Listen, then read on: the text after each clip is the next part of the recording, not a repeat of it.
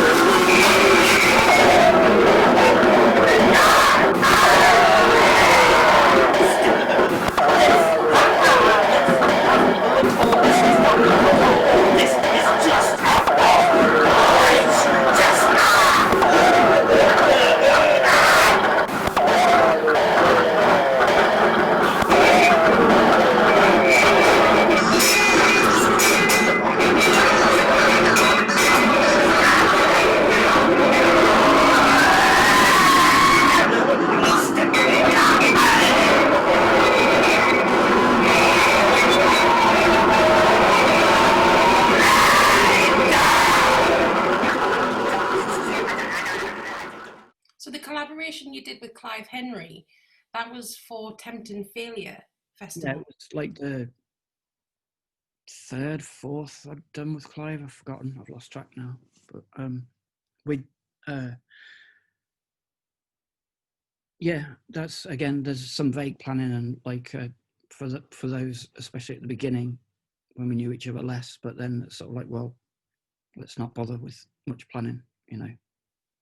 Again, it's like we knew we were going to use strobes for that, and we had like we wanted a restricted space and stuff like that. But beyond that, you know, it was again just another conversation and stuff. So, I've sawn your hand off. I've sawn your hand off. I've sawn your hand off. I've sawn your hand off. Fracture, repair, fracture, repair.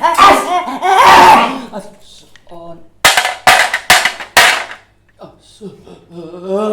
I've sawn your hand off.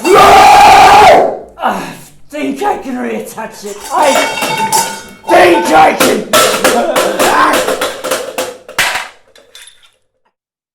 And how did you team up with the doll to work together? We just happened to be back to back on a couple of compilations, and I can't remember.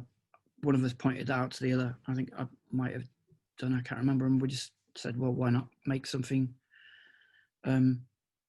together ourselves? And then luckily, before she fucked off back to New Zealand, we got a chance to play live as well. So.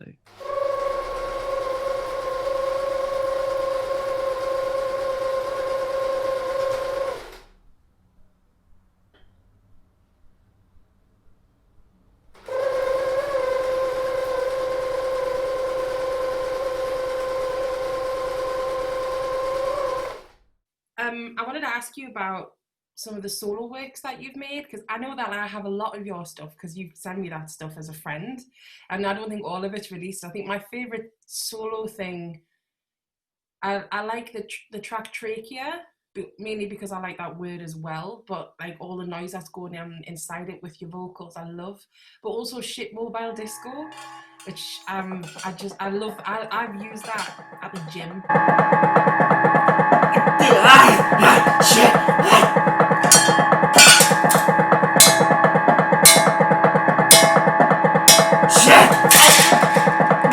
Shit mobile disco on the train station concourse. No one is dancing. No one.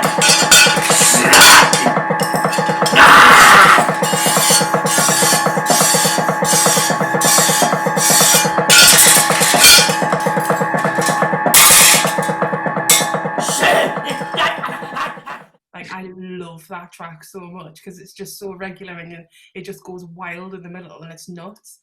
And I just think, I mean, you're very distinctive as a vocal artist and also as a visual artist, as a sound artist, and all the different things that you work with, to the point where you are so admired in the scene that Robert Ridley Shackleton made a track, which I think I must have DJ'd that track at least 20 times, YOL for President, which is just fucking amazing.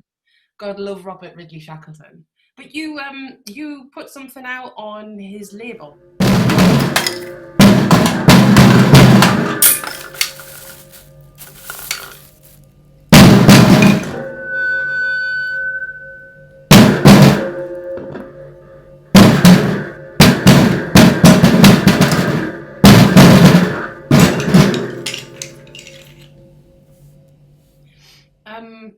So I'm gonna ask you about the visuals, about your visual artwork.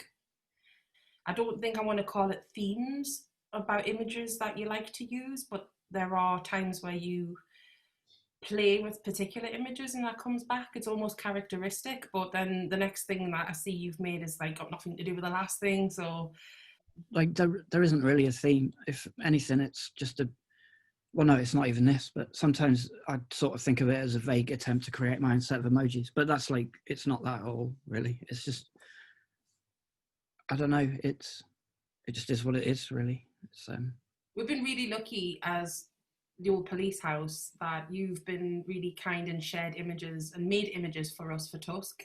And this is the third year that you've shared images with us for TUSK, and last year with the skull that was open, that has the cafetiere pouring straight in.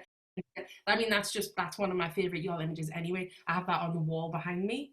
And I absolutely love that. I mean, that for me encapsulates exactly the essence and exactly what happens at TUSK Fringe. And I think you just completely nailed that and got that right. There are certain images that come up sometimes. And I remember going to see an exhibition that you had in Leeds. And you had certain images that were all in lanyards. And there was a couple of very distinctive images that I remember talking to you about, like particular buildings, and there was a clock. There were certain images that were fractured, and there were like whole parts of them elsewhere in the exhibition. Can you tell us a little bit about the process, about how you make imagery and the creative process behind that? No. Hey. I just draw and then I'll not easily. No, I can't easily tell you about it because I just do it. I suppose it's like it's just a dumb way to kill time. Half part of it, you know, it is just sort of.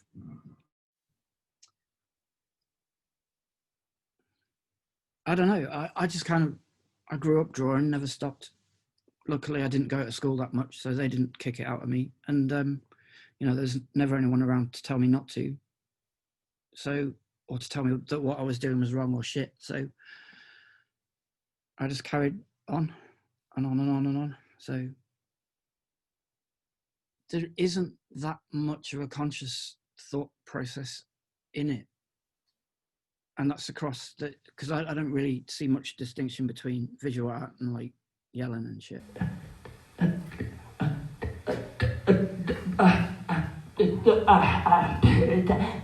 Take the risk or lose the hand, amputate the strong breast, take the nerve, amputated.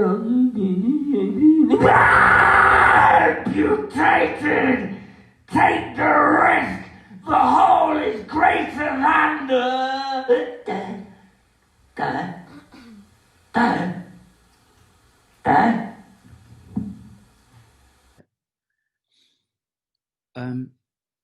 It's all the, you know, it's just me doing whatever. And there isn't necessarily, I don't sit down and think, right, I want to draw this or I want to make this or things. There are just, I'll write things down, I'll sketch things, you know, and then I'll just like basically put my hand in a big pile of this shit and like pull it out.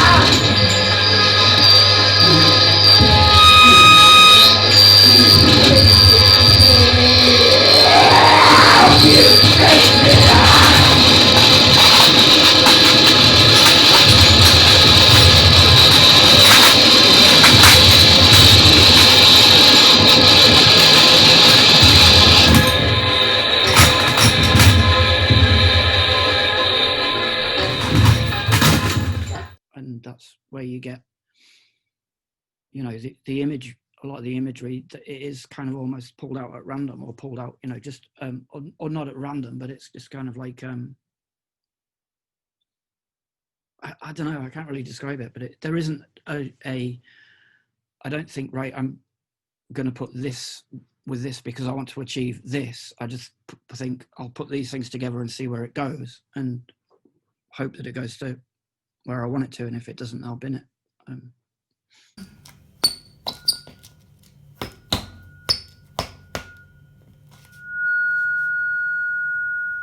Chicken!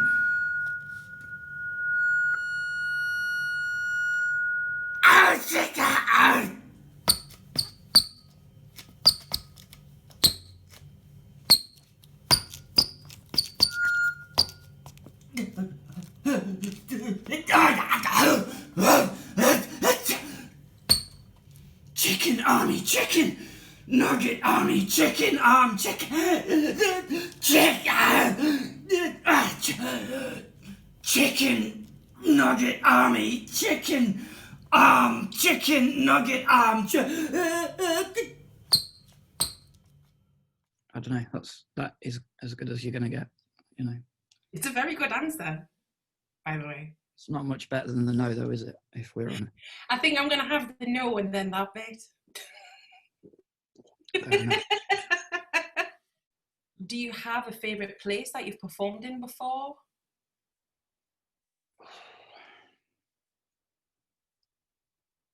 I don't know. I've got. I mean, I like.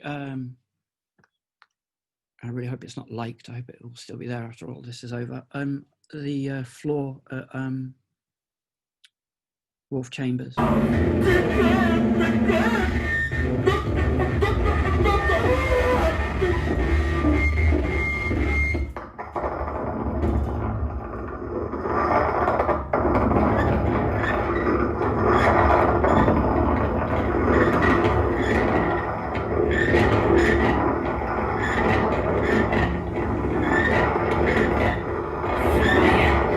Fly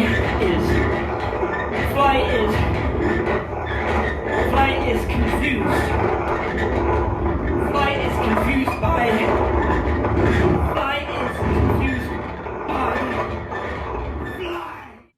That's possibly one of my favourite floors. I like the old police house, the Gateshead one. I kind of like them all, though. There's something about every space that's different to the other two others. So I don't know. Every time you go somewhere new, or back to the same place or whatever, it's all sort of like slightly different. So all of them. I don't think there's, you know. Your police house asked you to come and perform at TUSK Festival, and you worked with Rest. Can you tell us a little bit about how you both decided you would work together? Because for me, that was an absolute dream duo coming together, and I remember it was a lot of people came very specifically to see that performance. Can you tell us anything about that?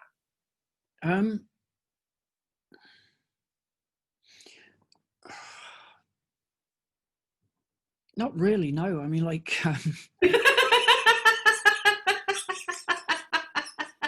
I love this. I can't remember what me and Jamie talked about before we did it or anything like that. But at the end of the day, he knows what I do. I know what he does. And that's that. We were just going to get on and do our shit.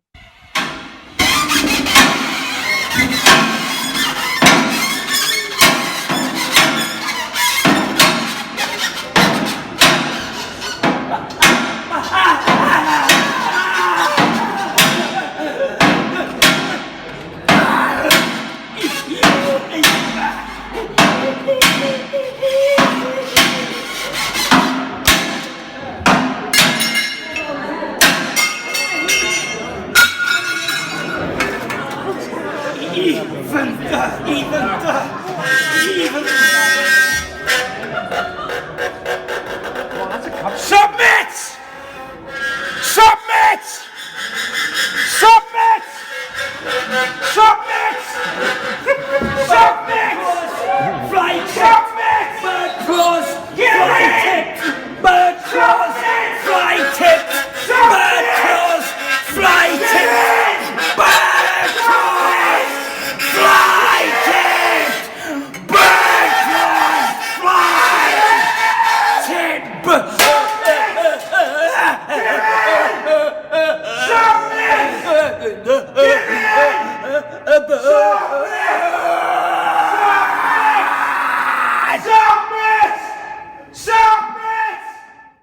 I don't know.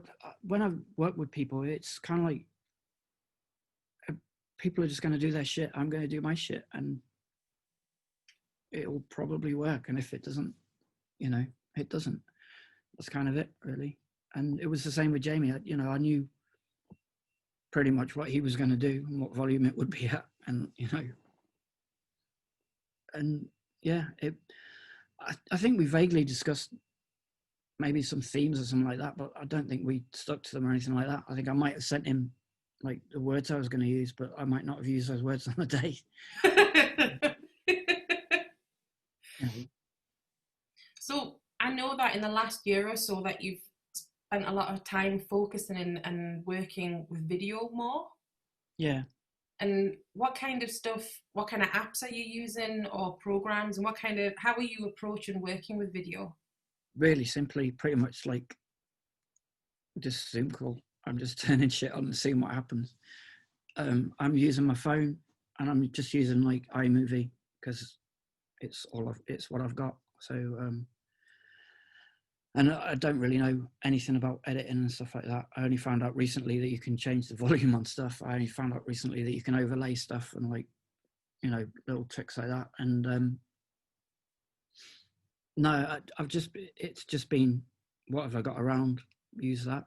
It's the same as everything, you know, it is just like, if I've got it near me, I'll use it. If I had a better camera, I would have used a better camera. If I had, you know, better editing things, I would have used better editing things. But I've got what I've got, and that's, you know.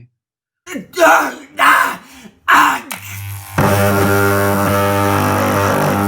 thousand words about sourdough starter. Gone now.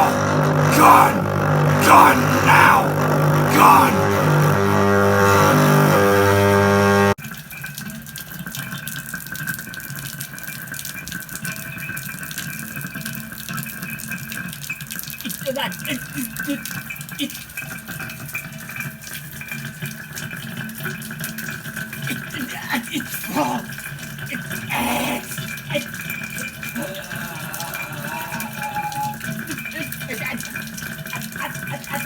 It's fun.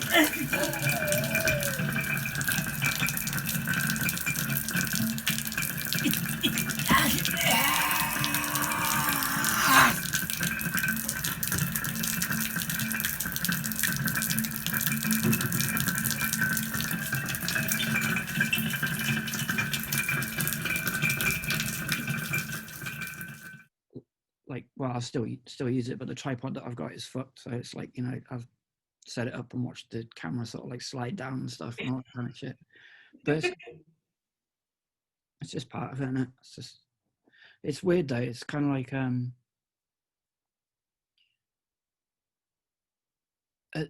as opposed to like just recording something and having a recording device there with when you're filming it and shit, and you've got like a phone or whatever, you know, would be the same if it was a camera. I am more conscious of it than I am of a recording device.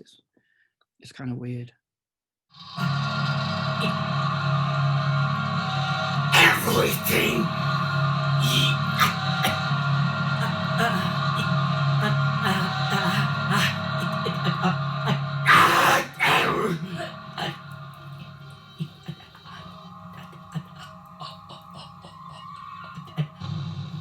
It's harder to just sink into doing it in a way because like you've got to think about where it's going, what, you know, positioning, where you are in relation to it. You've got to not kick it over or stamp on it or any of that kind of shit because it's, you know, my phone and I kind of need it for being a phone and all that kind of stuff. I've got sort of used to it now, but I'm not sure I'd say I like it. And it's kind of weird doing some of the stuff that I've done for TUSK Fringe and shit. I mean, like, when I finished, that's been, because if you finish a performance and in front of actual people, then it's kind of like, right, okay, it's this thing. And then when you do it to a camera in an empty room, it's another thing. It's kind of like, I've done it, and like for however many minutes, I've kind of like not been thinking about stuff. But then it's kind of like, you know, a couple of times when I finished a performance or whatever to camera, and I'm sort of like just coming down from it or whatever, and it's kind of like you suddenly start thinking like, oh yeah, you know, I'm in this room there's no other fucker here. It's like COVID outside and like all that shit. Like for about 10, 15 minutes, I've forgotten about that, and then suddenly it's all back in, and you just it's massively different to just perform in front of people. I think it's sort of, it's not depressing enough for me to want to not do it because it's all that there is, I suppose, at the moment. But it can be a bit of a different come down than a normal performance. Even a normal performance to a recording device, it's a stranger sort of thing. I mean, you've been really active. I mean, inevitably we have to talk about the lockdown and touch on that, just because basically we're in the middle of that pandemic still, if not at the beginning of it. But you've been very active, and you've still made a great deal of work. I mean, there've been a couple of very busy sort of DIY promoters who've had online TV shows. So there's the Heinous Whining from Territorial Goblin, Isolated Mass by Giblet Gusset, by Kerry, and then of course Police House, we've had one as well, and you contributed to ours as well. How have you enjoyed doing that kind of stuff?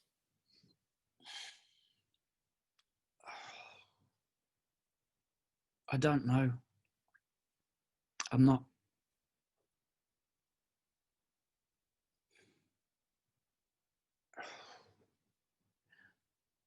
Yes and no. I mean, it's kind of, it goes back to what I said about like, it's all we've got, or it has been all we've got, and it probably will be, let's face it, for quite a while.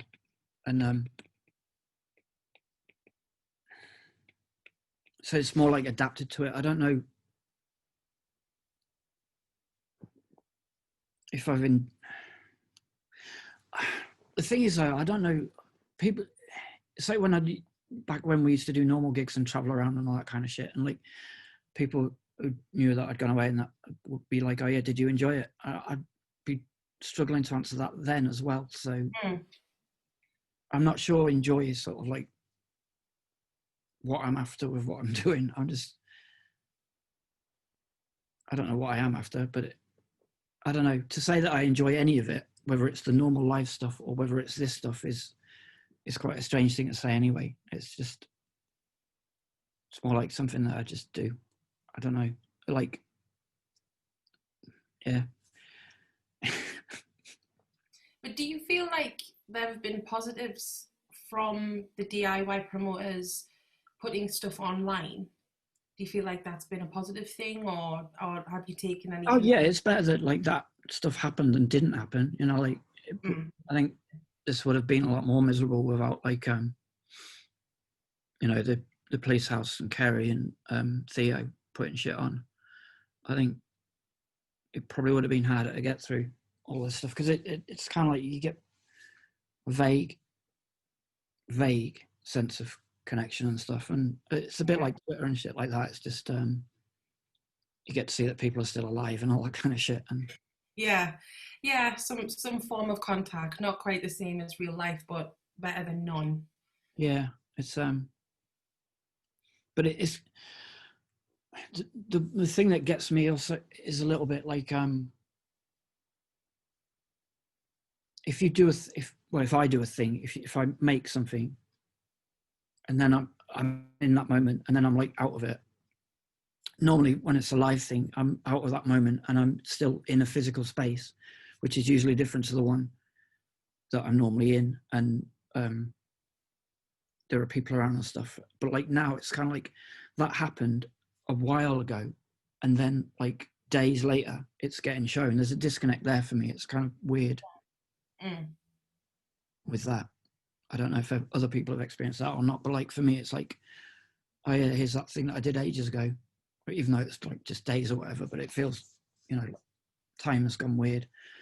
And there's that kind of disconnection with that. It's kind of. No, I completely understand what you're saying, and I have that kind of thing as well, where I've recorded something for a performance and then sent it, and it's pre-recorded, and then I see it and I'm like, oh, that's so, it just feels so It's because it's not me live, although it was recorded live and in one take. You're like me as well. Like you do it there and then and get it in one take, sort of live. And but then it's kind of like I kind of almost can't stand to watch myself. At the same time, I'm like, oh yeah, man, that was all right. Yeah. Oh, it did work. Oh, well, kind of. and it leads me on the question really about TUSK 2020, because this year we've had to go virtual. And TUSK Festival and Police House for TUSK Fringe, we had the conversation quite early on. It came to about April and we started having a conversation about what do we think is going to happen and how can we do this and run this. Yeah, I remember you asking me. And it's a real shame that we couldn't do this in real life. And it's a real shame that that we don't have that live audience with us in real life, but we do know that we're going to have a large audience online. And actually, I think that there are positives with it being online, that people who couldn't have come to Newcastle to see TUSK, or who wouldn't normally have actually just watched it, because TUSK have streamed for a few years online, they would now be involved and come and watch it. And this year, because every year the artist in residence at TUSK Fringe plays the main stage too, and you've collaborated with Sharon Gal, which I cannot wait to see, by the way. Can you tell us a little bit about that, or is it another hard no? I kind of want it to be. It kind of is. I mean, like, it was kind of basically, I just made it. I mean, we talked for a little bit once, and you know, she'd watched like what I'd made. I'd watched what she'd made, and she was saying about how she wanted like sort of like various different segments and stuff, and things like that. But at the time, I just had some neighbours move in, so like I can't really use my flat anymore to record. So I was kind of like, shit, what do I do? I mean, there's one point where I was thinking, this might come to nothing, or I'm going to have to get on a train and come to Newcastle and like, you know, just cram a day's work into fucking the Alphabet E space or wherever I could get my hands on. But I got access to space in Hull, but it's kind of like I still didn't know how long I was going to have it for. So I tried to keep what Sharon had said in mind, but at the end of the day, it was a case for me a little bit of, right, this space might disappear like quite quickly, so I've just got to get a lot of shit down and get it done. Yeah. And then which is what I basically did, made as much as possible, and then just like bombarded her with it basically, and pretty much left her to sort it all out from there. So it was a strange one. I mean, like I can't remember when we said it, but we were saying, you know, like when we were trying to make vague plans and shit, you know, she was like, well, if this was like genuine, normally live, we wouldn't bother saying anything. You know, nothing to be said, just fucking switch on what we need to switch on and kick off. But this is a bit different, and it's worked out well. It's been interesting to do, but it's kind of like, yeah, it was quite a strange one. But again, that's just another long-winded no to whatever. That was a great no. That had a really good explanation in it. Well, for TUSK Fringe this year, you've made a couple of different videos, and they are very distinctly different from each other, which I think is a challenge for any artist solo to work on. And I wanted to ask you a little bit about some of the locations that I've seen in some of the videos, because obviously I'm privileged now. I got to see them before everyone else got to see them. So I wanted to ask you about the Don't Paint video. Where is that filmed, and what is it looking out onto? That's filmed in the same place as. Well, that's filmed in the place Red Contemporary, which used to be Red Gallery in Hull. Some of the people that run that, they before it got like flattened ages ago, they've got access to this space, and it's all in there. So, and it's like part of the shopping centre, but it looks out onto this street that you walk down to get to another big shopping centre. So that's where that was. No one will mistake it for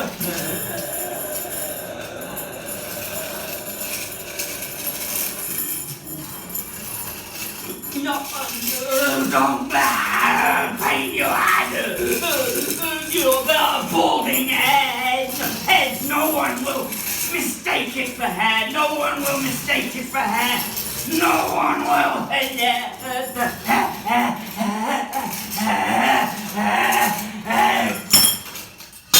No, oh no! No one will mistake it for hair. And it's just like, you know, that was just, there's like these little weird windows at the top, and that's just out of them for the don't paint one. And all the other crap that was in it on the floor was just the stuff that I used to make the noises in that video. And how much can they hear? Is that are you under a bridge somewhere? How much can they hear?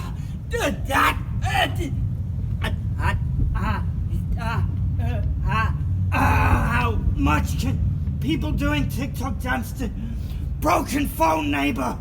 Uncurved horizontal rainbow drawn by flat earther neighbor. How much can they hear? How much can they hear for flat earther horizontal rainbow? How much can they hear broken phone TikTok dance neighbor? How much can they hear? You're on about like the bit under the bridge? Yes. That's kind of like a place where homeless people sleep sometimes, but like they get cleared out a lot, so there was no one there. But there's a car park that, next to it. So like when I was making that, I was like looking around, one, to not tread on the camera, and then two, to see whether people were like looking at their cars and try or get, you know, because I was like yelling quite loud, and I was thinking they're probably going to think that I'm going to come over and like steal their cars or wreck them or something like that. So that was a weird one to make, like there. But you kind of tell it all in the video.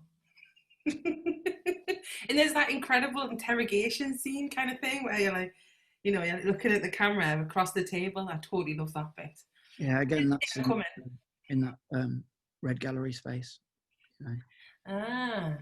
And is this relaxing? Was that also recorded in the red gallery space then? Yeah. Yeah.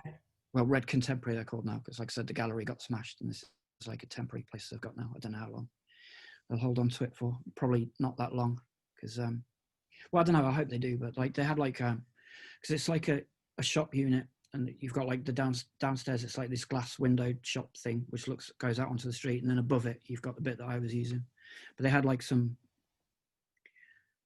things in the downstairs thing, just to put things in the space, you know, like some old anti-Nazi League things and the Black Lives Matter stuff like that, and they got like complaints and stuff, and I had to take some of that down. So I don't know how long they're going to be able to hold on to that place as space. It depends how they decide to use it, I suppose. But I don't really know how to end this interview. I think the next thing that I should ask is, what do we think the future is going to hold? And I kind of feel like, how can I ask that? Really, I think we're into this for quite a fucking while. I agree. I absolutely fucking know that. No, I don't really know. No, I'm very certain. I'm very certain that. I mean, I'm meant to be doing this thing, like Anne Bean's meant to be coming up on Thursday next week.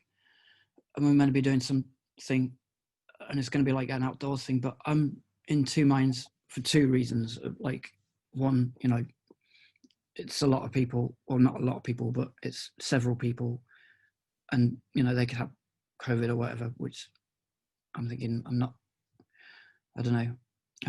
happy about that. But another thing I'm not happy about is, like, if I go there and take part in it, like what I do, I mean, it's pretty much, I was designed to spread COVID, you know what I mean? It's like, so I'm kind of like thinking, well, can I go and in good conscience, even like outdoors, do that? So, and I don't know, because I don't see this going away. It's kind of like, I'm just thinking, how do we keep going on and stuff, especially when it comes down to the whole side of like live work. You know, it's good to do what we're doing to get by at the moment, you know, online stuff, but it's kind of like, how sustainable is it? How are people going to burn out? Like, Oh, hey, I just woke up like this. Oh, hey, I just woke up like this. Hey, I just woke up like this. Oh, hey,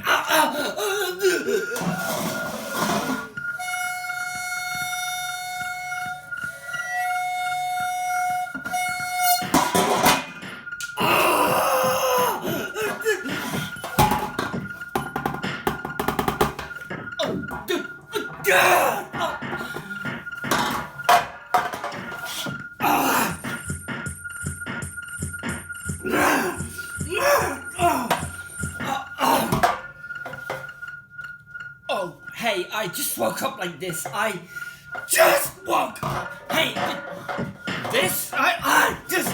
Hey, I just woke up like this. Oh, hey, I just.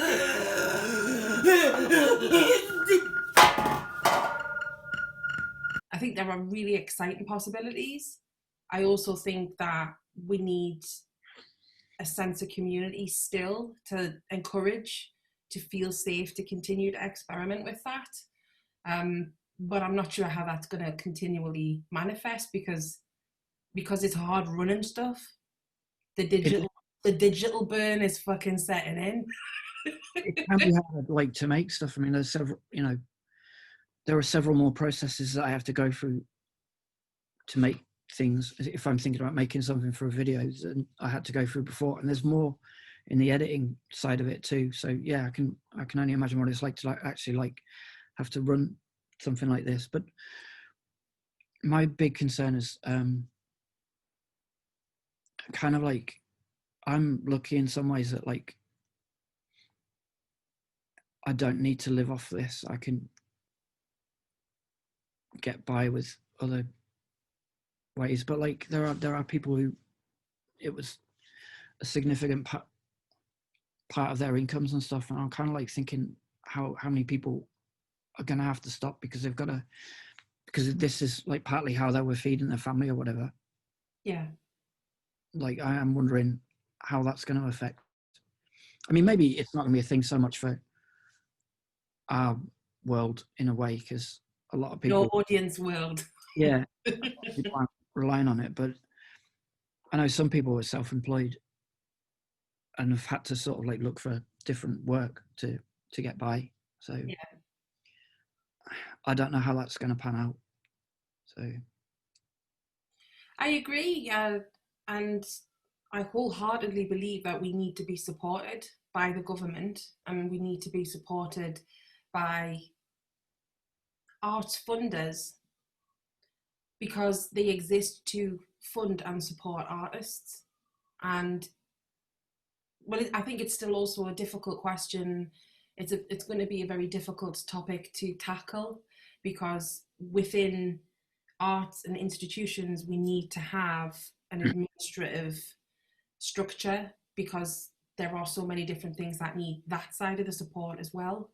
In our scene, which is a lot smaller, I'm not pessimistic, but I'm not optimistic. I think I'm just sort of like wearing a question mark as to where the hell this is all going to go. I think it'll survive because a lot of people doing it are kind of like, in some ways, like they're vaguely driven to do it. They kind of like don't have a choice but to make shit to some extent. But a lot of the infrastructure that just goes around, say, gigging, I think we're going to come out of that with a lot less venues, and they were a fucking problem already. Yeah. Before lockdown. Yes. And if we can ever use venues in the same way that we used to again. You know, like I can't at the moment see a way to like crowded, sweaty rooms anymore.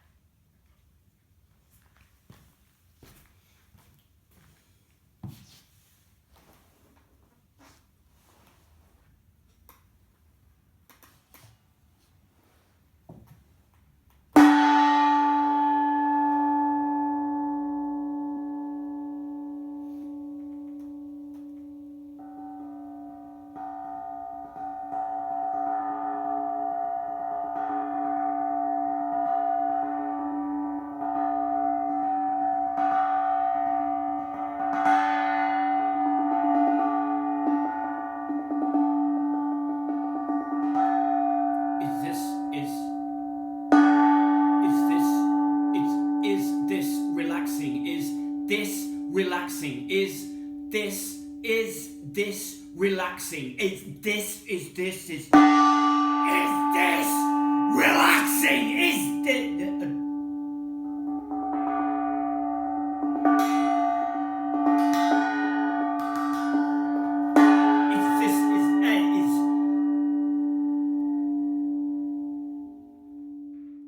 Thanks for the conversation and for the interview. Sorry. I appreciate it.